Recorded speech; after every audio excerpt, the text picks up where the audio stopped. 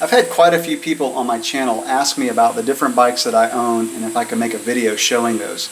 So that's what I'm going to do here. And so this video is probably more for my subscribers, but I'm going to show the 4 bikes that I own. Even though I've done a lot of reviews on a lot of different bikes over the years, I only keep 4 bikes. I have a pretty good deal with my shop where I can ride a bike for a year or 2 and then sell it before I put a lot of miles on it and then swap it out. So I'm continually swapping out bikes.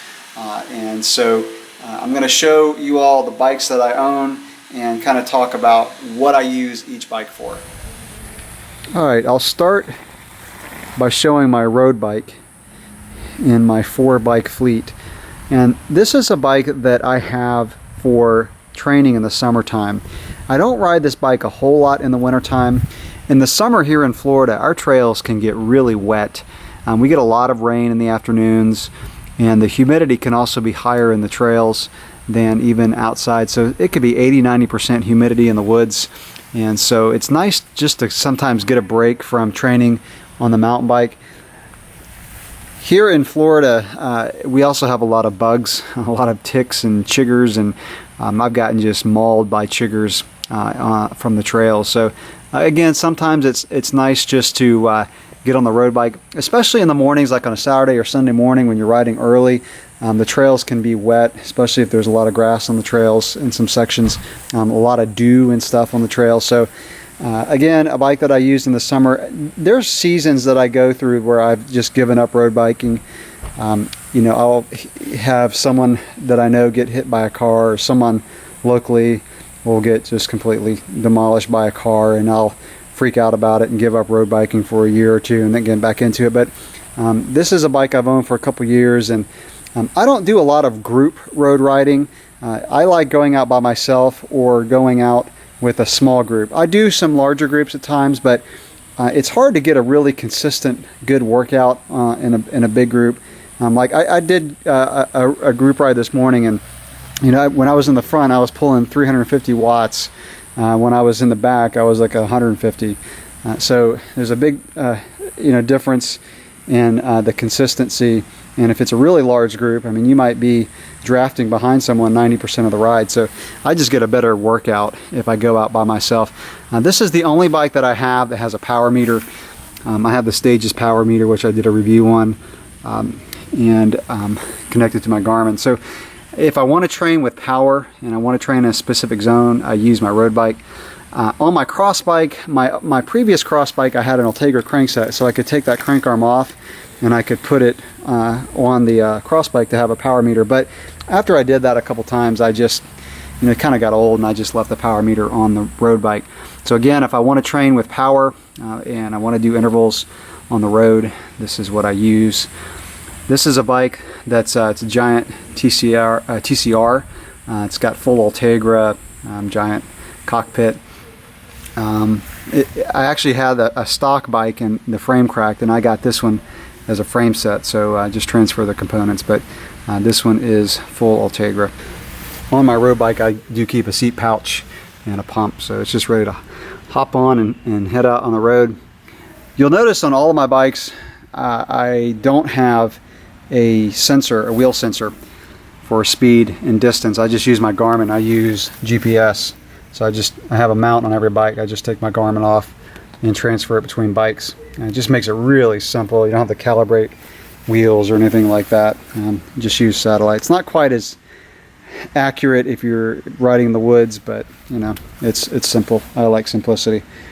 Okay, moving on to the cross bike. This is a relatively new bike for me. I was on a 9er last year, and I've done some reviews on this bike, but this is a 2016 Giant TCX, and you'll notice all of my bikes are Giant. I love Giant, and I'm not sponsored directly by Giant. It just so happens my shop carries, you know, 2, 3, 4 brands, as most shops do.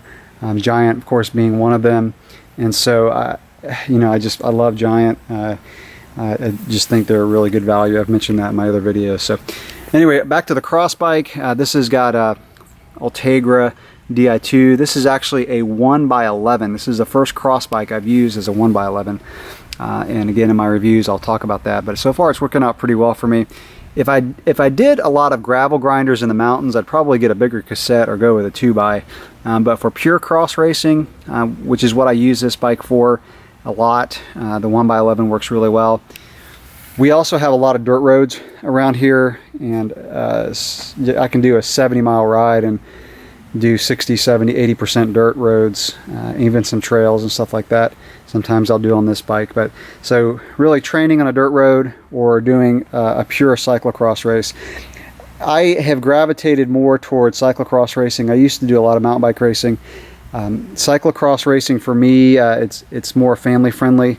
I have younger kids and my family can watch me race. It's not like a cross-country mountain bike race where you go off in the woods for half an hour and then pop out, grab a water bottle and go back in. They can watch me the whole race. Plus my son raced with me last year. That was a blast. And now my daughter's going to race. So my son races the 9 to 11 and my daughter will be in the 12 to 14 class. It's turning into a family sport, and it's been really fun. So again, pure cross racing and a lot of dirt roads that I do on this bike. This is pretty much a stock bike directly from Giant. The only thing I changed out was the tires. These are more dirt road friendly tires. Cross season starts in a couple weeks. Moving on to the trail bike, I just uploaded a video where I did kind of an in-depth discussion on cross-country and trail bikes, which will really go into why I own both a trail bike and a cross-country bike. For this trail bike, this is a Giant Trance. This is a stock bike with the exception of the Standsflow wheels and the grips. That's the only thing I've changed from the stock bike. This is a bike that I really enjoy, one of the best trail bikes I've ridden.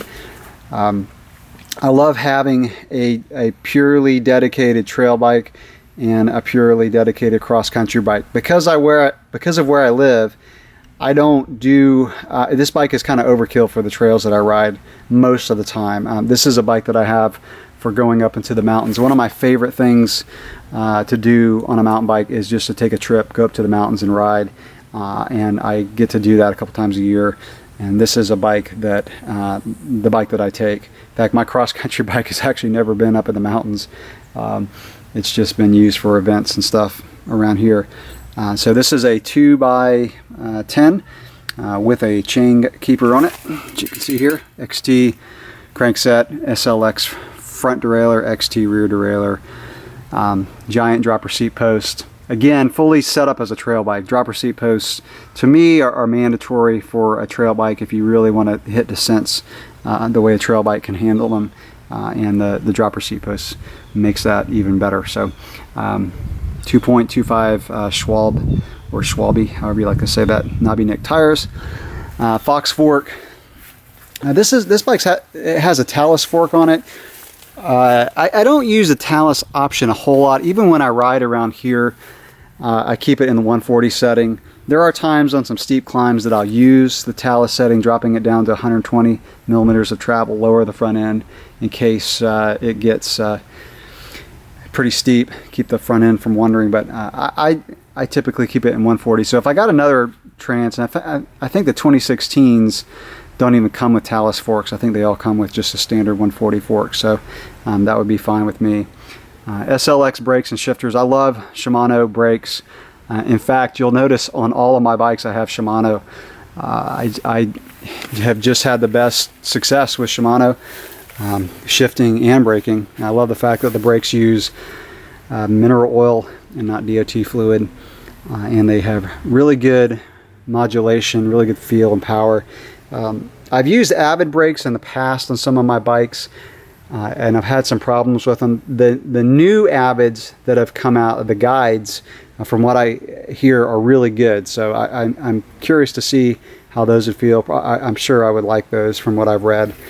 And so I may have those on some of my future bikes, but really, again, good success with Shimano brakes.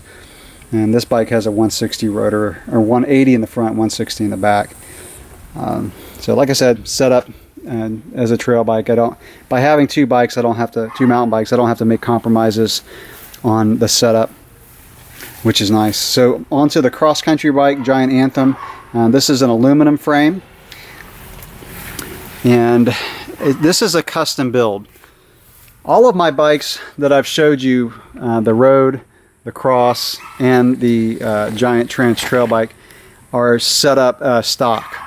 With, like I said, I did change out the wheels on the trail bike, but my cross-country bike is the only bike that I have set up with custom components. So I got the frame, and then I built it up with custom components.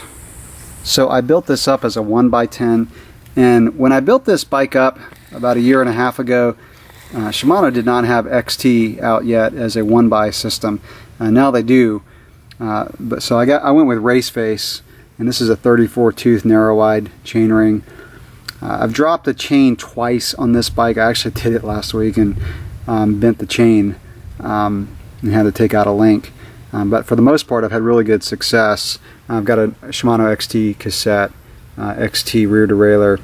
The Race Face cranks have been really good, pretty light, and I built this up with the Stan's Podium wheels. This bike without pedals is 23.3 pounds, so this turned out really light. Because the fact that I don't ride in a lot of hilly terrain, I can get away easily with a 1x10, and that saves some weight. The 1x11 XT cassettes are almost 0.4 pounds heavier than the 1x10.